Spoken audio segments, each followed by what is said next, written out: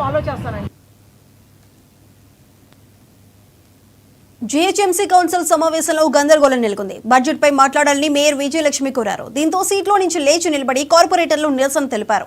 కూర్చోవాలని mayor కోరినా వినకుండా ఆందోళనకు దిగారు. ప్రభుత్వానికి వ్యతిరేకంగా బీఆర్ఎస్ సభ్యులు ప్లకార్డులు ప్రదర్శించారు.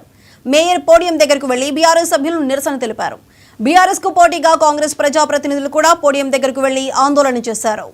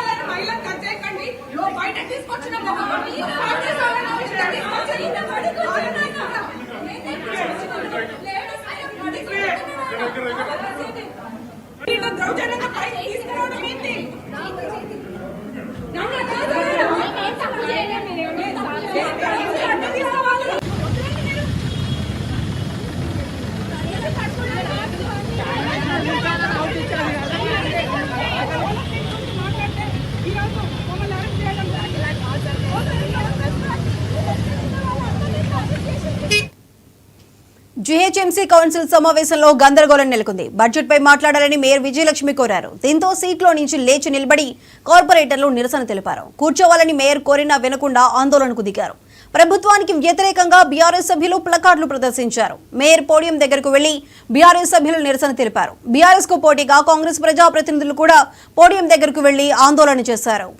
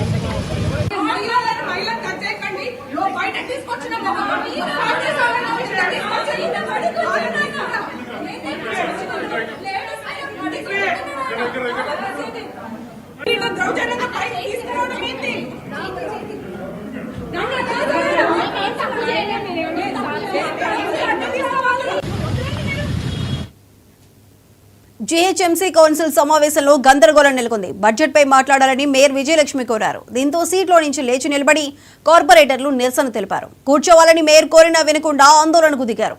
ప్రభుత్వానికి వ్యతిరేకంగా బీఆర్ఎస్ సభ్యులు ప్లకార్డులు ప్రదర్శించారు. మేయర్ పోడియం దగ్గరకు వెళ్లి బీఆర్ఎస్ సభ్యులు నిరసన తెలిపారు. బీఆర్ఎస్ కు పోటీగా కాంగ్రెస్ ప్రజాప్రతినిధులు కూడా పోడియం దగ్గరకు వెళ్లి ఆందోళన చేశారు.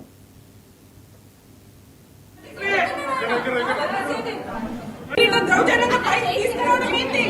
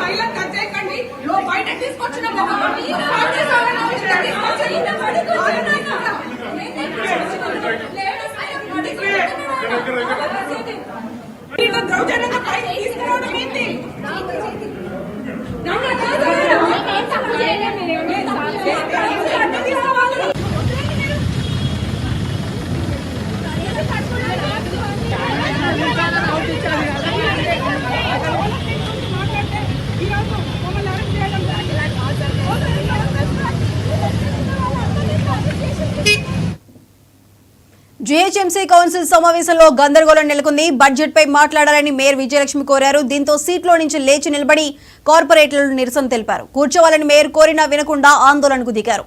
ప్రభుత్వానికి వ్యతిరేకంగా బీఆర్ఎస్ సభ్యులు ప్లకార్డులు ప్రదర్శించారు. ప్రస్తుతం అక్కడ కౌన్సిల్ సమావేశం దగ్గర పరిస్థితిని వివరించడానికి మా ఇన్పుట్ ఎడిటర్ నవీన్ లైవ్ లో సిద్ధంగా ఉన్నారు.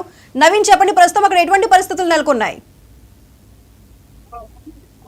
సమావేశం ప్రారంభమైనటువంటి 5 నిమిషాలకే ఇటు బీఆర్ఎస్ పార్టీకి సంబంధించిన కార్పొరేటర్లు ముఖ్యంగా హైదరాబాద్ సంబంధించిన అభివృద్ధి అంశాలపైనే చర్చించాలని చెప్పేసి కూడా వారు కూడా డిమాండ్ చేయడం జరిగింది. కానీ మేయర్ మాత్రం ఈ బడ్జెట్ సంబంధించిన అంశాలు ఉన్నాయి కాబట్టి అందరూ కూడా సభలో సమయం పాటించాలని చెప్పేసి కూడా ఇటు మేయర్ కూడా కోరడం జరిగింది. వెంటనే బీఆర్ఎస్ పార్టీకి సంబంధించిన కార్పొరేటర్లు అందరూ కూడా ఆ పోడియం చుట్టూ వద్ద కూడా చేరుకోవడం జరిగింది. అక్కడ ఉన్నటువంటి కార్పొరేటర్లని అంటే 4 కార్పొరేటర్లు కూడా వారిని అరెస్ట్ కూడా చేసినటువంటి పరిస్థితి నెలకొంది. మిగతా కొంతమంది బీఆర్ఎస్ పార్టీకి చెందినటువంటి కార్పొరేటర్లు అందరూ కూడా ఈ సమావేశంలో ఉన్నటువంటి పరిస్థితి నెలకొంది. దాంతో పాటు ఇటు బీజేపీ సంబంధించినటువంటి కార్పొరేటర్లు కూడా యథావిధిగా వారు కూడా ఆందోళన కూడా చేయడం జరిగింది. వెంటనే ఈ ఇద్దరు అంటే బీఆర్ఎస్ తో పాటు బీజేపీ కార్పొరేటర్ చేసినటువంటి ఆందోళన వారు పోడియం వద్దకి వెళ్తున్నటువంటి సందర్భాల్లో వెంటనే కాంగ్రెస్ పార్టీకి సంబంధించినటువంటి కార్పొరేటర్లు అందరూ కూడా ఆ పోడియం చుట్టూ కూడా ముట్టడం జరిగింది. అక్కడ ఎవరిని కూడా ముందుకు కూడా రానియకుండా మాత్రం ఇటు మేయర్ కి రకరగా ఇటు కాంగ్రెస్ పార్టీకి సంబంధించినటువంటి కార్పొరేటర్లు అందరూ కూడా పోడియం చుట్టూ కూడా నించున్నటువంటి పరిస్థితి నెలకొంది. ప్రస్తుతానికి ఇంకా గందరగోళమైనటువంటి పరిస్థితులు నెలకొన్నాయి. ప్రస్తుతం మనం జీహెచ్ఎంసీ కార్యాలయం దగ్గర ఉన్నటువంటి ఆ సిచ్యువేషన్ కూడా చూస్తున్నాము.